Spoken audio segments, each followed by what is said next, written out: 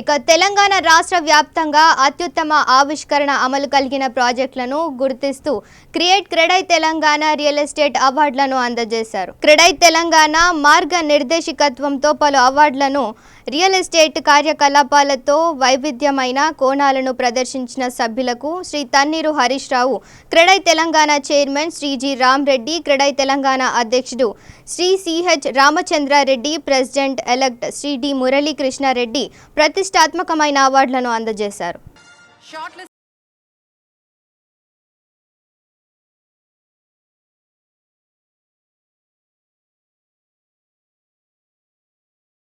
And అదేవిధంగా property value ఇంప్రూవ్మెంట్లో కూడా బహుశా దేశంలో year by year 10%, more than 10% growth ఉన్నటువంటి సిటీ ఇవాళ హైదరాబాద్ సిటీ.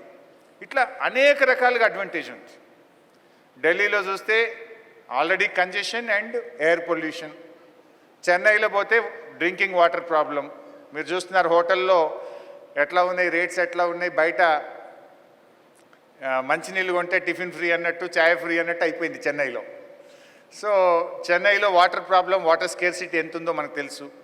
ముంబైలో 3 వైపులా సముద్రమే ఉంది, ఒకవైపే పెరగాలి, అది పెరిగి పెరిగి చాలా దూరం వెళ్ళిపోయింది. బెంగళూరులో you know about the congestion and the traffic problem. అసలు ఈరోజు దేశంలో ఏ ప్రాబ్లం లేని ఒక అద్భుతమైన నగరం ఏది అంటే ఇవాళ హైదరాబాద్ నగరం. అందుకే ఇవాళ హైదరాబాద్లో రియల్ ఎస్టేట్ బాగా చేస్తూ ఉంది.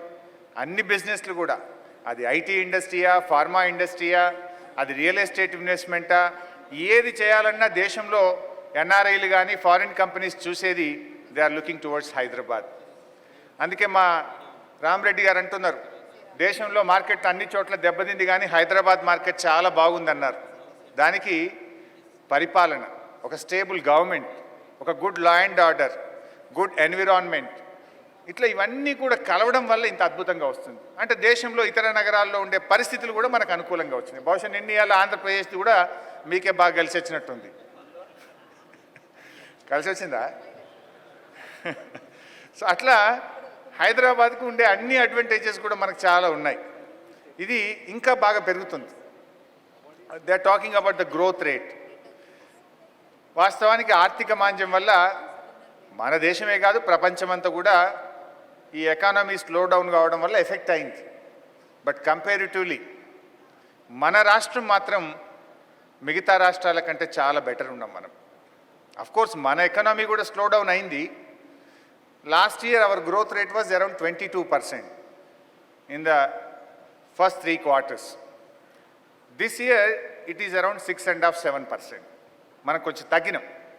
కానీ చాలా రాష్ట్రాలు చూస్తే వాళ్ళ యొక్క revenue receipts last before year మీద కంపేర్ చేసి దిస్ ఇయర్తో చూసినప్పుడు they are doing minus growth. చాలా రాష్ట్రాలు -10, -15, -6, -7, అంటే లాస్ట్ ఇయర్ మీద ఉన్న గ్రోత్ రేట్తో ఈ సంవత్సరం చూసినప్పుడు వాళ్ళ రెవెన్యూ రిసిప్ట్స్ చాలా తగ్గిపోతూ ఉన్నాయి. వేరేస్ మన తెలంగాణ రాష్ట్రం మాత్రం ఇంకా పాజిటివ్ గ్రోత్లోనే ఉన్నాం. మనం 22 ఉన్నాము, but it has come down to 6%. ఇప్పుడు దేశంలో కూడా మీరు చూస్తే జీడిపిలో మన దేశం యొక్క స్థూల ఉత్పత్తి జీడిపి లాస్ట్ 9 quarters ఆల్మోస్ట్ 8% నుంచి it has come down to 4.5, ever lowest in the last 6-7 years. Almost 4.5కి తగ్గింది. కానీ స్టిల్ మన స్టేట్ మాత్రం we're doing better because our chief minister's vision, idea, infrastructure works ఇవన్నీ మనం చేయడం వల్ల ఈరోజు మన రాష్ట్రం ఇంకా కూడా మంచి పాజిటివ్ గ్రోత్లో ఈరోజు వెళ్తూ ఉంది. అందువల్ల మీరందరూ కూడా ఇంకా హ్యాపీగా బిజినెస్ చేయొచ్చు. Hyderabad now it is a destination for investments. ఇంకా మంచి గ్రోత్ కూడా ఉంటుంది. ఇంకా బాగా మీ అందరు కూడా ఎదగాలి. మేము ఒక బిజినెస్ పీపుల్గా చూడట్లేదు, నాట్ జస్ట్ బిల్డర్స్. మీరు ఈ రాష్ట్ర అభివృద్ధిలో ఈ ప్రభుత్వంతో పాటు మీరు కూడా మా భాగస్వాములే.